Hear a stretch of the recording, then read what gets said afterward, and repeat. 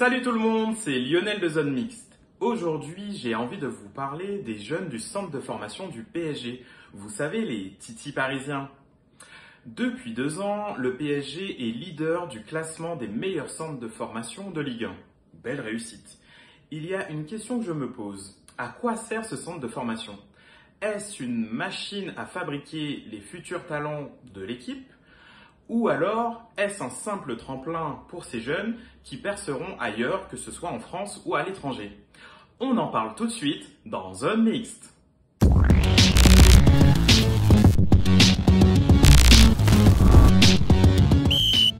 Tout d'abord, j'aimerais qu'on arrête d'utiliser le terme pépite. Stop. Je vous donne 2 exemples. Ba et Beck. Dagba, ces 2 joueurs ne sont pas des pépites. Donc dès qu'on parle d'un jeune du PSG, évitons d'utiliser ce mot. Ce n'est pas leur rendre service. De 1, ça met la pression aux joueurs. De 2, ça excite les agents de ces joueurs. Et de 3, ça attise les convoitises de grands clubs européens ou de clubs de Ligue 1 qui sont intéressés par ces joueurs déjà formés et bien formés par le PSG. Donc, stop! Enfin, bref. En tout cas, depuis 2 ans, le PSG est leader du classement des centres de formation de Ligue 1, ce qui est une belle performance. Ce classement d'ailleurs se base sur 5 critères.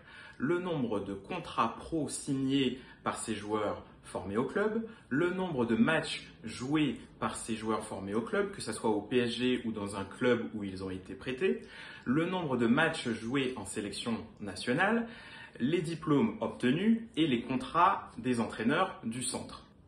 C'est une belle performance car il faut le dire, le PSG n'était pas, avant les Qataris, un club qui avait pour tradition de former des jeunes qui puissent ensuite s'imposer dans l'équipe première. Effectivement, si on regarde les 25 dernières années avant l'arrivée des Qataris en début 2011-2012, il y a peu de joueurs qui ont réussi à s'imposer dans l'effectif. Je pense à Nicolas Anelka, je pense à Mamadou Sakho, je pense à Bartholomé Ogbéché, dédicace Bartholomé, et je pense aussi à Clément Chantôme qui a connu les 2 mondes. Effectivement, il a connu l'ancien monde, le PSG qui galérait pendant les années 2000, et il a connu le nouveau monde avec l'arrivée des Qataris. Salut Clément. Le PSG est donc leader du classement des meilleurs centres de formation français.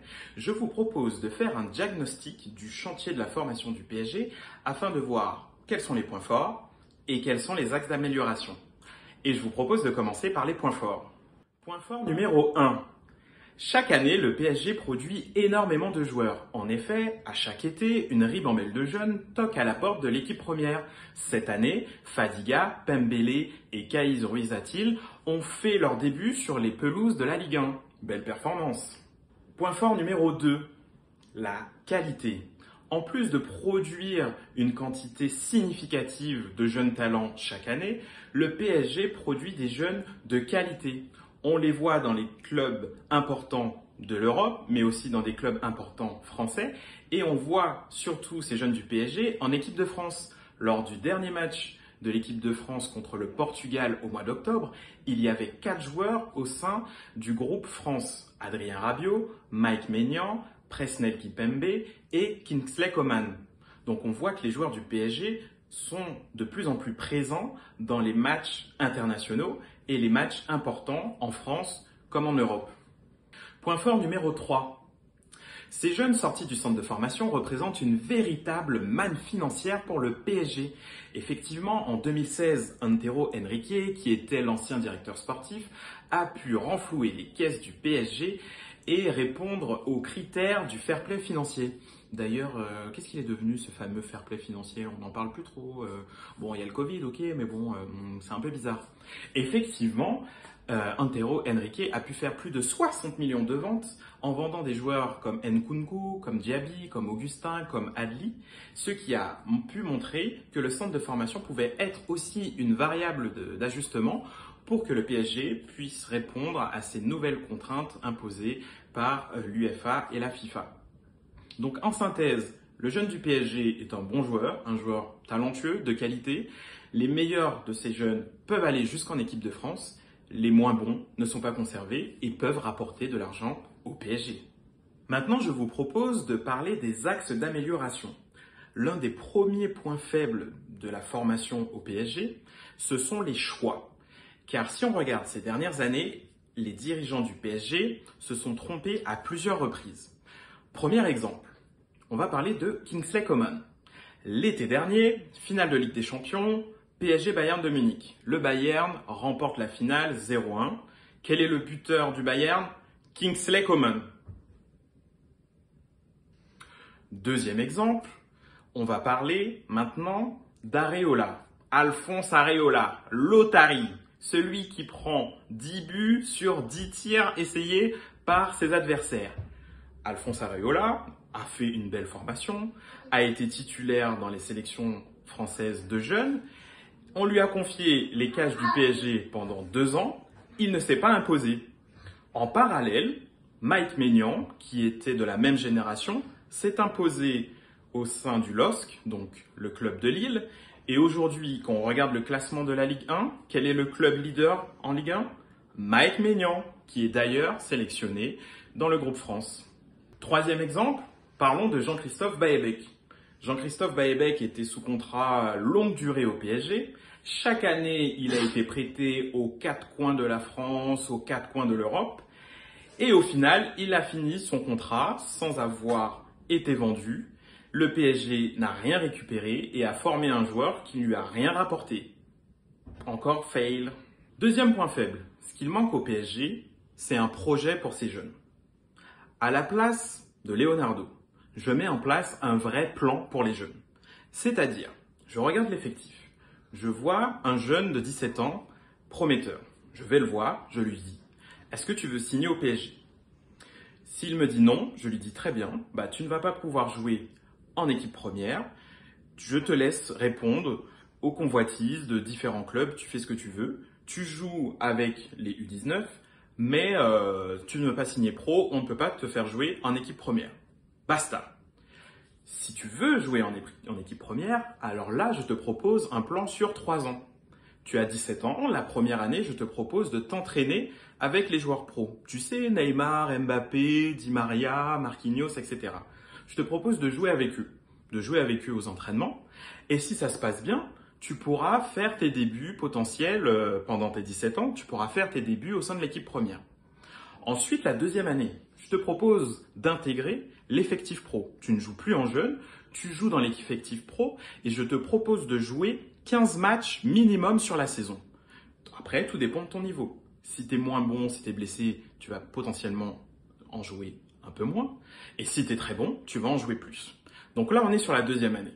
Troisième année, je te propose de t'installer durablement dans l'effectif parisien. En fonction de ton niveau, tu seras soit titulaire, soit tu seras sur le banc, mais tu vas jouer 2 fois plus de matchs que la deuxième année. Allez, 30 matchs. 30 matchs, toutes compétitions confondues. Et là, je te propose un plan sur 3 ans. Et si à chacune des années, tu souhaites partir pour être prêté dans un club, très bien, je suis OK, on en parle. Et on essaye de te prêter dans des clubs qui vont te donner un peu plus de temps de jeu qu'au PSG. Voilà, j'enlève la casquette Leonardo. Et ce que j'ai envie de vous dire, c'est qu'avec ce genre de projet clair sur 3 ans pour les jeunes, peut-être que le PSG pourrait garder davantage de jeunes. Parce que quand on regarde les jeunes aujourd'hui, ils veulent du temps de jeu. Ils réclament du temps de jeu, du temps de jeu, du temps de jeu, du temps de jeu. Et en plus, on voit que les jeunes du PSG n'ont pas forcément envie de jouer dans des grands clubs. Ils veulent du temps de jeu. Par exemple, Adil Aouchiche a rejoint l'AS Saint-Etienne car on lui a proposé d'être titulaire en Ligue 1. Bon là, il se bat pour le maintien, mais on peut comprendre son choix. Nkunku, Diaby s'éclatent en Bundesliga dans des clubs qui jouent l'Europe et dans des clubs qui jouent le podium en Allemagne. Donc, on peut, quand un jeune de 17 ans regarde un peu ce qui s'est passé les années auparavant, c'est normal qu'il se dise, quand je vois Nkunku, quand je vois Aouchiche, est-ce que ça sert à quelque chose que je me batte puisqu'au PSG, il y a tellement de stars qu'il n'y a pas vraiment de place pour moi. Donc, je pense qu'avec un vrai projet, le PSG pourra garder davantage de jeunes. Ensuite, si on regarde la formation du PSG, effectivement, les joueurs qui sortent du centre de formation sont des joueurs de qualité, des joueurs techniques, pas forcément physiques, mais assez techniques. Quand on regarde Nkunku, les premiers matchs qu'il a fait avec Blanc à l'époque, il était assez frêle.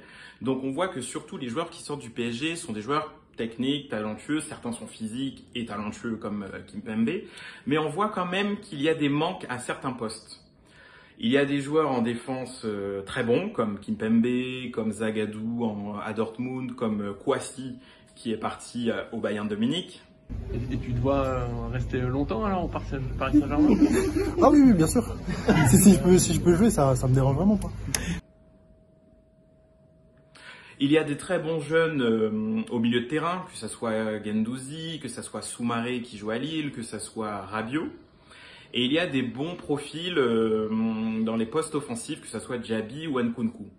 Par contre, il y a deux zones où la formation PSG a encore du mal. C'est les défenseurs latéraux, parce que je suis désolé, mais Dagba, c'est pas possible. Tourelle, j'ai pas compris pourquoi il l'a gardé, parce que Dagba, c'est pas possible. Ok. Désolé. Pardon. Et aussi au poste d'attaquant, numéro 9, il y a peu de grands attaquants qui sont sortis du PSG. Bon, bien sûr, il y a eu Nicolas Anelka il y a plus de 25 ans. Et en plus, Anelka avait fait surtout sa formation à Clairefontaine. Ensuite, on peut penser à plus récemment Moussa Dembélé, qui en plus n'a pas fait toute sa formation au PSG. Donc ça fait beaucoup de beaucoup de précision. Et on peut penser aussi à Augustin. Ah, Augustin a disparu et là apparemment il joue à Nantes. Il est arrivé à Nantes en surpoids, etc. Donc voilà, vous avez compris où je veux en venir. Il y a deux zones où la formation du PSG doit être plus performante. C'est le poste de numéro 9 et le poste de latéraux, car clairement, il y a des manques. Je termine mon diagnostic en vous proposant un petit jeu. Vous me direz en commentaire ce que vous en pensez. N'hésitez pas, les mixteurs. Je garde 13 joueurs incontournables de l'effectif actuel. Navas, Marquinhos, Kimpembe, Neymar, Mbappé, Di Maria, Rafinha, très bon Rafinha. Pochettino, fais-le jouer, hein, fais-le jouer. Florenzi, allez, je garde Kurzawa, Bernat, bien sûr, etc. Donc je garde 13 joueurs incontournables et j'y ajoute 11 joueurs qui sont bons et qui ont dû quitter le PSG. Je pense à Kouassi, je pense à Rabiot, je pense à Nkunku, à Diaby, je pense à Soumaré, je pense à qui d'autre? Je pense à Moussa Dembélé, je pense à Mike Maignan. Je prends ces deux groupes, je les assemble. Ces groupes qui se sont, ces dernières années, croisés, hein, qu'on aurait pu vraiment constituer. Vous ne pensez pas qu'avec ces deux groupes, donc des stars et des jeunes prometteurs du centre de formation, on aurait pu faire un meilleur effectif que l'effectif actuel? Est-ce que vous pensez vraiment que Guendouzi, Rabiot et Soumaré sont moins bons, par exemple, que Herrera, Danilo Pereira et Gana Gueye, par exemple? Est-ce que Kehrer, franchement, a été bon ces dernières années? Parce qu'on dit souvent, oui, mais les jeunes, il leur faut du temps pour s'imposer. Oui, mais Kehrer, ça fait 3 ans qu'il est là. Ça fait 3 ans. Est-ce qu'il s'est imposé? Et en plus de ça, ces joueurs qu'on dit comme confirmés, est-ce qu'ils rapportent des sous au PSG? Est-ce que vous avez déjà vu un mec à Paris ou ailleurs se balader avec un maillot du PSG avec écrit Kehrer derrière? Je ne crois pas. Donc ce que j'ai envie de vous dire, c'est que clairement, Leonardo et les dirigeants parisiens sont passés à côté de quelque chose et n'ont pas fait les bonnes choses pour constituer ce genre d'effectif qui aurait été hyper talentueux et qui en plus aurait renforcé l'identité parisienne. Après, certains me diront, oui, c'est de la science-fiction ce que tu nous racontes, Lionel. Mike Maignan, il n'aurait pas voulu être numéro 2. Ok, pour Mike Maignan, il n'y a pas de souci. Rabiot, il est parti, il ne voulait pas jouer. Bon, il est parti, mais on aurait pu trouver le moyen de le garder. Et je pense que à l'heure où Nasser a envie de produire le futur Mbappé, sachant que Mbappé lui-même a grandi en Île-de-France, l'énorme vivier qui est peut-être le plus gros vivier du monde de footballeurs avec le Brésil. Et Mbappé, il a été formé où? À Monaco. Donc il y a déjà eu une erreur dans le passé. Mais Nasser, il veut produire le futur Mbappé. En ce moment, un centre de formation futuriste est en pleine construction dans le 78. À l'heure où de plus en plus de jeunes du PSG sont produits chaque année. À l'heure où les dirigeants parisiens vont même piquer des jeunes au Barça, notamment Simons ou Ruiz Atil. Est-ce qu'il n'est pas temps de clarifier ce chantier et de proposer des projets clairs aux jeunes du PSG pour leur donner envie de jouer au PSG et de porter le maillot bleu, blanc, rouge du PSG? C'est la question que je me pose. Alors les mixters, je vous invite à ajouter vos commentaires, à me contredire, à me dire si vous êtes d'accord avec moi, à me dire si je suis juste un sentimental et que mon projet n'est pas viable. Mais moi je pense que vu la qualité des jeunes qu'on voit s'éclater aux quatre coins de l'Europe, il y avait sûrement mieux à faire. Et même si très peu de clubs le font, puisque hormis le Barça, l'Ajax, Chelsea quand ils sont interdits de mercato, c'est vrai qu'il y a peu de clubs qui lancent des jeunes. Alors pourquoi le PSG ne serait pas pionnier dans ce secteur? C'est tout pour moi. Je vous remercie les mixters. N'hésitez pas à liker cette vidéo, partagez-la, envoyez-la à Leonardo, à Nasser, au Prince, à tout le monde et ajoutez vos commentaires. Merci.